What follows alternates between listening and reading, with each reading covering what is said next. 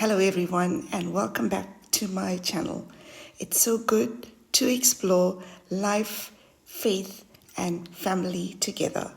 Today I want to dive into a topic, how to embrace and celebrate the way of our kids. Yes, those millennials and Gen Z folks. The way of our kids, how they are navigating life. It's a little different from the way we did, right? But guess what? That's okay. We can still have an amazing relationship with our children, even if their way isn't exactly our way. Have you ever watched your kids manage life and think, wow, where did they learn that? It certainly wasn't from me. I mean, they're juggling work, raising kids, managing finances, and building friendships like pros. Research shows that millennials and Gen Z excel at things like digital innovation, mental health awareness, and diversity. They are creating careers on things we didn't even think about. They are more inclusive and are pushing boundaries in ways we never could have imagined. Now, I sometimes look at them and think, what in the world is this new tech they are talking about? Or how can they be so confident and adaptable?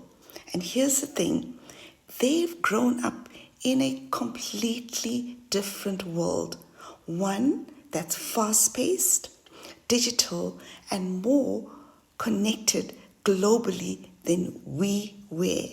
And they are thriving in their own world, their way. The key is knowing when to step back and when to lean in and encourage their strengths. So, how do we create unity and foster relationships with our adult children, even when they seem so different from us? Here are 3 key pieces of biblical wisdom I found helpful in my own journey. Number 1, be quick to listen, slow to speak, and slow to anger. If you are like me, we want to jump into advice right away, especially when you see them doing things in ways that are different from the ways that we have raised them. But sometimes they just need us to listen, to really hear them out. Active listening opens doors to better conversations and deeper connections. We see Jesus in the Bible with the woman caught in adultery. Instead of rushing in to judgment, he took a moment, he paused, and he listened. He didn't let the crowd's anger determine his actions. He allowed space for wisdom and compassion. In the same way, when we listen first, we give our children space to explain their thoughts and feelings without immediately feeling judged. It's an invitation for deeper thought, deeper connection, even when you don't completely agree. Number 2, honor their individuality. You may have heard this verse many times. Train up a child in the way he should go, and when he is old, he will not depart from it. But here's the most important thing to think about. The way he should go. It doesn't say the way that you think he should go. Our children have their own paths and purposes, even if the path looks very different from our own. C.S. Lewis says, the task of the modern educator is not to cut down jungles, but to irrigate deserts. This is true for parenting, isn't it? It's about helping our kids grow in their own unique way, not forcing them into a mold that worked for us.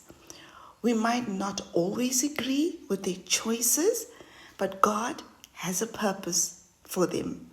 And our job is to honor that purpose by supporting them as they grow up. If it is possible, as far as it depends on you, live at peace with everyone. This is such a powerful reminder that we are responsible for maintaining peace in our relationships, especially with our children. That doesn't mean we'll always agree, but it does mean we need to keep love and peace as our foundation. Sometimes that means letting go of our need to completely control or fix everything. Think of the prodigal son. The father didn't force his son to follow his way of life. Instead, he allowed his son to make his own choices. And when his son came back, he was ready to embrace him with open arms. This is a beautiful picture of how we can love our children unconditionally, even if they're walking on a different path. And when we do that, we model God's love for them. Now I know it isn't always easy, but here are a few ways we can bring balance and build good relationships with our children. Encourage their strengths. They may be doing things differently, but it doesn't mean they are wrong. If they are prioritizing mental health and inclusivity, let's affirm these things. These are values that will benefit them and the world around them. Be a bridge and not a barrier. Instead of resisting their way, how about meeting them halfway? Let them help you with their new technology, or just ask them to share what they are learning. It is a great bond. Model grace and forgiveness.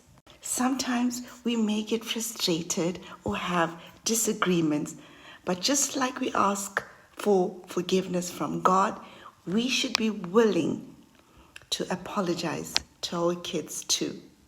Show them that love and grace is bigger than being right. And come on, some things of the younger generation will always be a mystery.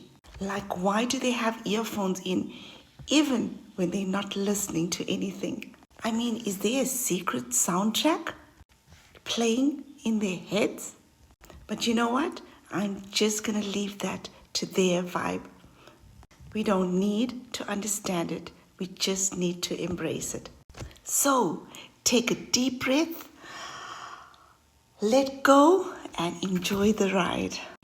Our roles as parents have shifted from being the hands-on to standing on the sideline as cheerleaders. And that's okay. Who knows? Maybe they are onto something with how they're handling life, taking bold steps and building relationships and making decisions with confidence. Let's commit to being a source of love and wisdom and support to our kids. After all, God's love for them is much bigger than we have imagined. And when we lean into His guidance, we will see how God is working in their lives and ours. And that's a wrap Bye.